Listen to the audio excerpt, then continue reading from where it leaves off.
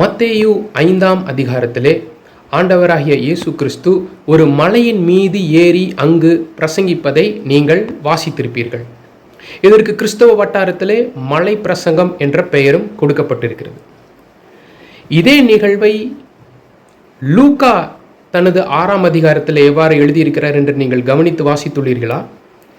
லூக்காவில் ஆண்டவராகிய இயேசு கிறிஸ்து மலையிலிருந்து இறங்கி வந்த பின்பு ஒரு சமவெளியில் வைத்தே பிரசங்கிப்பதை லூக்கா பதிவு செய்திருக்கிறார். மத்தேயு பொறுத்தவரை ஆண்டவராகிய இயேசு கிறிஸ்து பிரசங்கித்தது ஒரு மலையில். லூக்காவை பொறுத்தவரை ஆண்டவராகிய இயேசு கிறிஸ்து பிரசங்கித்தது ஒரு சமவெளியில். ஏன் இவ்வாறாக இந்த 2 எழுத்தாளர்கள் தங்களது புத்தகத்திலே இவ்வாறாக பதிவு செய்துள்ளனர்? சிந்தித்து தியானியுங்கள். நிச்சயமாக இதற்கான ஒரு தெளிவை பாடல் பாகம் 2 புத்தகத்தில் கொடுக்கப்படும். நன்றி.